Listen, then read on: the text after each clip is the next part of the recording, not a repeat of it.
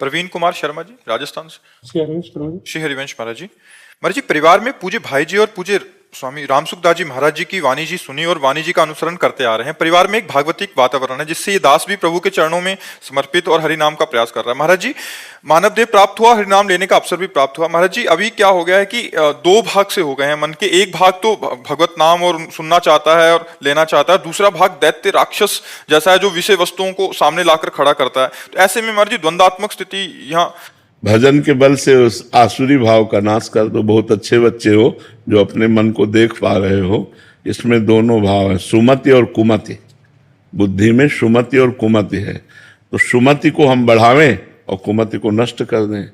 दैवी संपदा को बढ़ावें, आसुरी संपदा को नष्ट कर दें। तो जो हमारे अंदर आसुरी भाव है, इसे नष्ट करना पड़ेगा, और ये भजन के प्रभाव से नष्ट होगा। जितना आप भजन करोगे उतने आसुरी भाव नष्ट हो जाएगा। नहीं, इसका आकर्षण भोगों के प्रति होता है और बहुत गंदा होता है, और ये इतना मलिन होता है कि फिर अगर ये बना रहा संस्कार अंदर, वासना, तो कहो 50 वर्ष तक दबी रहे, 50 वर्ष तक, और इसके बाद अवसर आया तो मतलब बड़ा आश्चर्य होता है।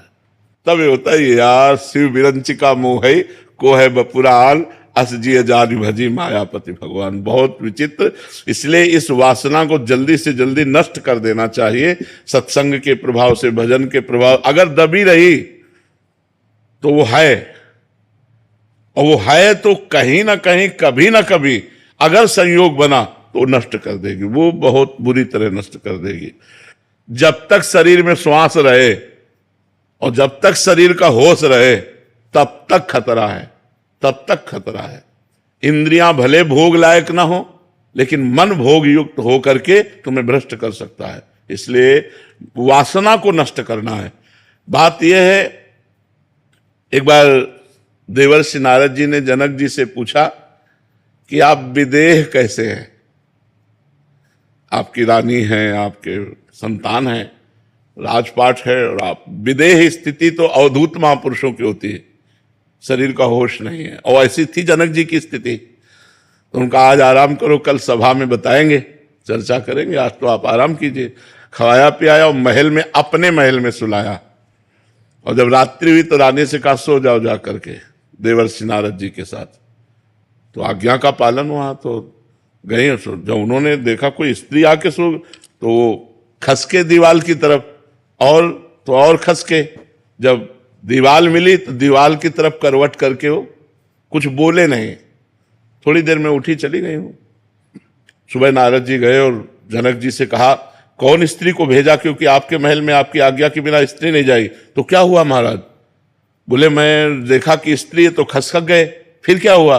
वो भी खसकी हमारी तरफ। फिर क्या हुआ? बोले दीवाल मिल गई तो दीवाल की तरफ मुंह करके लेट गए। बोले फिर मुझे शांति मिली। तो बोले स्त्री को दीवाल क्यों नहीं समझ लिया? दीवाल को दीवाल समझ लिया और स्त्री को स्त्री समझ लिया। यही गलती है, और मेरे में दीवाल और स्त्री में कोई फर्क नहीं है। विदेहराज जनक जी, सुखदेव जी के गुरु जी। तो स्थिति जो है वो हमें लगता है अगर जवानी में आ जाए तो बहुत बढ़िया बात है। अगर वो स्थिति ना आई और वासना बनी रही तो किसी भी अवस्था में वासना गिरा सकती है। तो वासना का नाश किए बिना उपासना परिपक्व नहीं होती। तो हमको ज्ञान के द्वारा, या फिर जैसे हम गृहस्थ में हैं तो हम ब्याह करें, संसार में जाएं नाम जप करते हुए, और उसको ज्ञान के द्वारा देखें कि आखिरकार इसमें जो आकर्षण है क्या सुख है। और जब आपको पता चला कोई सुख नहीं, तो गृहस्थ में रहते हुए भजन करके पापाचरण न करते हुए भगवान को प्राप्त हो गए। तो इसीलिए दो मार्ग बने। एक मार्ग में ज्ञान हुआ कि ये सब नाशवान संसार मुझे नहीं चाहिए, तो चलो विरक्त मार्ग। और एक में आकर्षण है, मिठास लग रहा संसार में, तो चलो गृहस्थ मार्ग। लेकिन दोनों को भगवत प्राप्ति के लिए ही मनुष्य शरीर मिला है। यद्यपि भोग से शांति प्राप्त नहीं होती, पर वो भगत है, वो विवेकवान है, तो वो वैराग्य धारण करके आगे निकल जाएगा। जो गृहस्थी के भोगों को देखा, फिर घृणा हो गई कि यार हम तो जो समझते थे वो है ही नहीं यहाँ, तो वो भजन में और लगा और निकल गया। और जो ज्ञान के द्वारा वैराग्य धारण करके एकांत सेवन करते हुए विरक्त भाव से भजन करके निकल गया, वो निकल गया। पर निकलना है पूरे जीवन, पूरे जीवन सावधान रहना है। अगर पूरे जीवन में कहीं कोई अपने को सिद्ध मानकर, तो शिव विरंची का मोह है, औरों की तो बात जाने दो, इसलिए हर समय सनकादि ऋषि हरिशरणम रटते रहते हैं। तो वासना को अवसर न दिया जाए, वासना को धीरे धीरे नष्ट कर दिया जाए भजन बल से, तो ही बात बनेगी। मन से बचना है, संसार से थोड़ी बचना है। संसार तो ये शरीर ही संसार है, शरीर ही संसार है, इससे कहां बचना, मन से बचना है। मन की चाल में मत फंसो तो जीत गए, और मन की चाल में फंस गए तो हार गए, बस ये बात। भगवान आखिरी में काम वासना ही गिराती है अधेड़ उम्र में जाने के। हाँ, काम नहीं, और कोई भोग नहीं आता, मतलब काम वासना ही रहती नहीं। ज्ञानियों का शत्रु काम ही है, सबसे बड़ा शत्रु काम। काम से ही दो पैदा होते हैं, लोभ और क्रोध। काम की पूर्ति में अधिक भोगने की लोभ प्रवृत्ति होती, चाहे रुपया पैसा कुछ भी हो।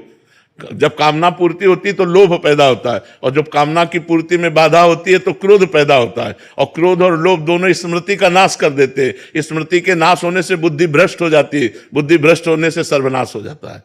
कामा संजायते क्रोधा, क्रोधा स्मृति विभ्रमा, स्मृति भ्रंशात बुद्धिनाशो, बुद्धिनाशात प्रणश्यति।